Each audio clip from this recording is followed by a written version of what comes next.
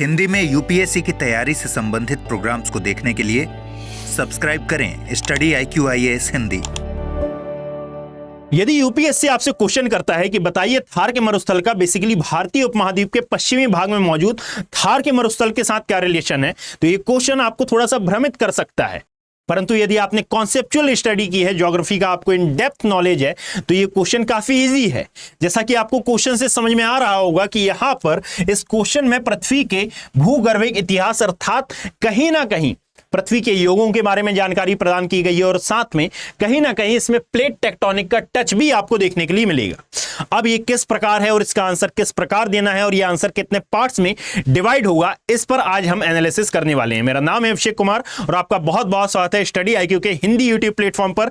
Previous class में जैसा कि आपको मालूम होगा कि हमने राजस्थान के मैदान को डिस्कस किया था। इसको हमने दो पार्ट्स में डिवाइड किया था। सबसे पहले आपको देखने के लिए मिलता है यहां पर इस वाले एरिया में मारुस्थली वाला एरिया। मारुस्थली के बाद हमने डिस्कशन किया था इस मारवाड़ के मैदान को, जो कि उत्तर भारत के मैदान का भाग नहीं माना जाता है, क्योंकि यहां पर आपको बेसिकली दक्कन ट्रैप यहां पर बेसिकली आपको ब्लैक सॉइल अर्थात काली मृदा का विस्तार देखने के लिए मिलता है। और इन दोनों को विभाजित करने वाली लाइन या फिर माउंटेन को हमने नाम दिया था अरावली माउंटेन। और इस अरावली माउंटेन के बारे में हमने जाना था कि वर्तमान में यहां का जो इकोसिस्टम है ये काफी प्रभावित है और इसी इकोसिस्टम को बचाने के लिए भारत सरकार द्वारा एक प्रोजेक्ट चलाया जा रहा है। इसे कहा जाता है ग्रीन वॉल प्रोजेक्ट। अब यहीं से यदि हम आगे बढ़ना चालू करें तो बेसिकली अब एक क्वेश्चन उठाया है मैंने और इसके बारे में हम डिस्कशन करना चालू करते हैं। देखिएगा, इस क्वेश्चन को मैं दो पार्ट्स में डिवाइड कर देता हूं, है ना। ये दो पार्ट्स कैसे हैं तो आगे आप ये बात बिल्कुल भली भांति समझ जाएंगे। यदि हम देखें तो सबसे पहला तो आता है इसमें जीवाश्मों के संदर्भ में और दूसरा निकल के आएगा पश्चिन्नों के संदर्भ में अर्थात फुटप्रिंट में। अब ये जीवाश्म है तो किसके हैं और यदि पश्चिन्न है अर्थात फुटप्रिंट है तो किसके हैं, जरा आप मेरी बात ध्यान से सुनिएगा। तो देखिए, अभी कुछ ही समय पहले एक रिपोर्ट आई जिसमें यह बताया गया कि जैसलमेर एक स्थान है, जैसा कि कल हमने डिस्कस किया था, यहां मरुभूमि राष्ट्रीय उद्यान के सबसे निकटतम सिटी, यहां का एक ग्राम बंदा ग्राम में आपको कुछ फॉसिल देखने के लिए मिलते हैं। और ये फॉसिल किसी और जीव के नहीं बल्कि यहां पर जो सी क्रिएचर फॉसिल्स हैं ये बेसिकली यहां से प्राप्त होते हैं, अर्थात समुद्री जीवों के जीवाश्म यहां से हमें प्राप्त होते हैं। अब बात ये आती है सबसे पहले कि ये समुद्री जीवों के जीवाश्म तो हमने बहुत बार पढ़ा है कि यहां पर थार के मरुस्थल में विद्यमान है, परंतु इंपॉर्टेंट बात क्या है, तो जब इन समुद्री जीवों के जीवाश्मों का अध्ययन किया गया तो इन जीवाश्मों के अध्ययन से हमें ज्ञात होता है कि एक्चुअल में इनकी जो एज है अर्थात ये कितने पुराने हैं, तो ये लगभग अध्ययनों से हमें ज्ञात होता है कि 47 मिलियन ईयर पूर्व ये फॉसिल बने होंगे, अर्थात ये फॉसिल जमीन के अंदर गए होंगे, अर्थात ये फॉसिल लगभग 47 मिलियन ईयर पुराने माने जा रहे हैं। अब इस आधार पर हमें क्या ज्ञात हो रहा है भाई, तो इस आधार पर जब हमने स्टडी की तो हमें मालूम चला कि 47 मिलियन ईयर पहले पृथ्वी पर एक युग था और इस युग को नाम दिया जाता था बेसिकली इयोसीन युग। और ये इयोसीन युग क्या है, तो ये पृथ्वी के अंतिम 4 युगों में से एक माना जाता है।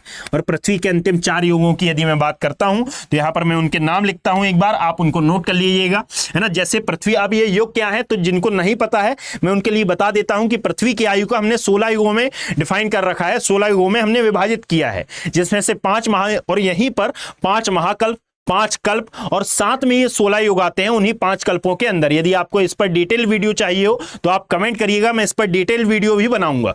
परंतु यहां पर याद रखिएगा कि ये 16 युग कौन से हैं, अर्थात Archean, Precambrian, Cambrian, Ordovician, Silurian, Devonian, Carboniferous, Permian, Triassic, Jurassic, Cretaceous और फिर आते हैं यहां पर पैलियोसीन, इयोसीन, ओलिगोसीन, मायोसीन और प्लायोसीन। अब यदि इसके आगे हम बात करते हैं तो एक्चुअल में यदि आपने मेरे अंतिम 4 नाम सुने हो तो सबसे पहले आपको देखने के लिए मिला इयोसीन, इयोसीन के पश्चात आपको देखने के लिए मिलता है ओलिगोसीन, ओलिगोसीन के पश्चात आपको देखने के लिए मिला मायोसीन, ओलिगोसीन, देन मिलता है मायोसीन और मायोसीन के पश्चात हमें मिलता है प्लायो सीन। और यदि इन 4 युगों को हम बोलें तो याद रखिएगा कि इन्हीं 4 युगों में निर्माण हुआ है हमारे विशालकाय हिमालय पर्वत का, अर्थात वर्ल्ड के सबसे हाईएस्ट माउंटेन का। दैट्स व्हाई कि इसे कॉल किया जाता है वर्ल्ड का एक यंग फोल्डेड माउंटेन। अब मैं ये बात क्यों बता रहा हूं तो जरा ध्यान से देखिए कि इयोसीन काल में ही सबसे पहला वो काल था कि सबसे पहले प्रायद्वीपीय भारत अर्थात पेनिनसुलर इंडिया, जाइए प्लेट टेक्टोनिक थ्योरी में और वहां पर देखिए कि पेनिनसुलर इंडिया यूरेशियन प्लेट से टकरा रहा है। तो यदि हम इसको युगों के अनुसार देखें तो जब पेनिनसुलर इंडिया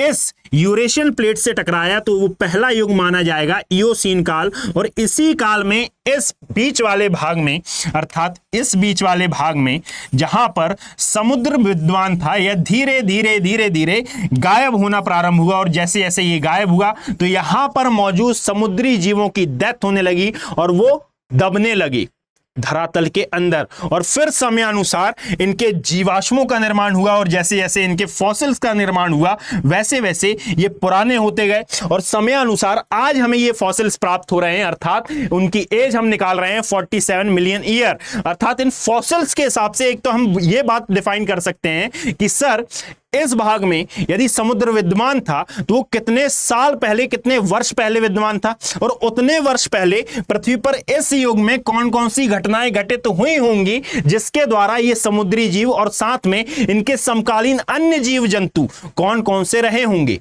और साथ में कौन कौन सी जलवायवीय क्रियाएं यहां पर घटित हुई होंगी। अब जलवायवीय क्रियाओं के लिए मैं दूसरा एग्जाम्पल आपको बताऊंगा, परंतु यहां पर एक और बात इंपॉर्टेंट यह है कि कई बार आपको यह भी डेटा लिखना होता है कि ये जो स्टडी हुई है बेसिकली स्टडी की किसने है। तो याद रखें ये study archaeological survey of India में एक डिपार्टमेंट होता है जिसका नाम है आर्कियोलॉजिकल सर्वे ऑफ इंडिया के जीवाश्म वैज्ञानिकों द्वारा यह रिसर्च की गई है। और ये जीवाश्म वैज्ञानिकों ने अपनी रिसर्च में यह पाया कि वास्तविकता में यहां पर समुद्री जीवों के जीवाश्म हैं। और इस टीम का क्या नाम था तो याद रखें इस टीम में शामिल थे आर्कियोलॉजिकल सर्वे ऑफ इंडिया के पूर्व निदेशक जिनका नाम है देवाशीष भट्टाचार्य। और देवाशीष भट्टाचार्य सर की टीम में जो मेन रोल अदा किया वो किया इनके भूवैज्ञानिकों ने, अर्थात इनके नाम थे एक तो कृष्ण कुमार और एक और नाम हमें देखने के लिए मिलता है प्रज्ञा पांडे। प्रज्ञा पांडे के द्वारा यह रिसर्च की गई और इस रिसर्च में यही पता लगाया गया जो कि अभी हमने डिस्कस किया। अब जरा इस बात को आप गौर करिएगा कि जब ये रिसर्च की गई थी तो एक्चुअल में इसी टीम ने एक और रिसर्च की थी, यानी कि सेम टीम ने एक और रिसर्च की थी। और ये सेम टीम की एक और रिसर्च क्या कहती है तो जरा इस बात को ध्यान से सुने कि सेम सिटी और साथ में सेम प्लेस में एक और जीवाश्म हमें प्राप्त हुए, परंतु ये जीवाश्म किसके थे, यानी कि ये जीवाश्म नहीं थे, एक्चुअल में ये फुटप्रिंट थे।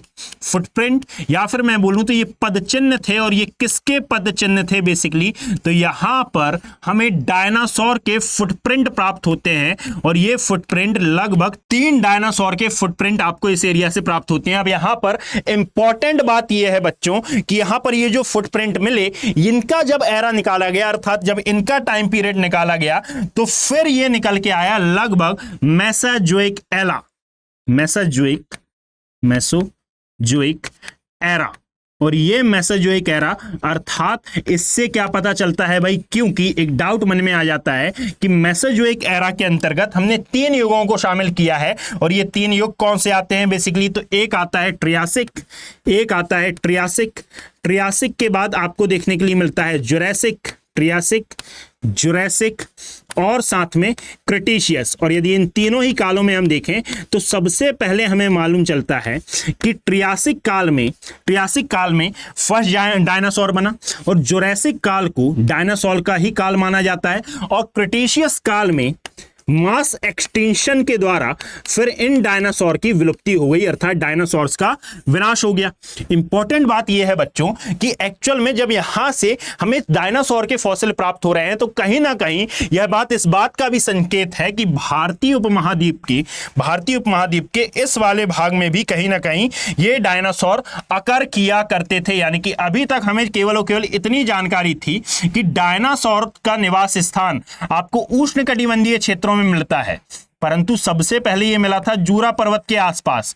और यदि इस वाले भाग की हम बात करते हैं तो यहां कहीं पर डायनासोर के जीवाश्म मिलना, यहां कहीं पर डायनासोर के जीवाश्म मिलना इस बात का संकेत है कि ना केवल यूरोप, ना केवल आपको पाकिस्तान और ना केवल प्रायद्वीपीय भारत, बल्कि उसके अलावा इस वाले भाग में, अर्थात जो भाग भारतीय उपमहाद्वीप के साथ अफ्रीका से प्रवाहित होते हुए आया और यूरेशियन प्लेट से जा मिला, यहां पर भी कभी ना कभी डायनासोर जीवित रहे होंगे और फिर बाद में किसी ना किसी प्रोसेस के द्वारा या फिर किसी ना किसी एक्टिविटी के द्वारा ये डायनासोर खत्म हो गए।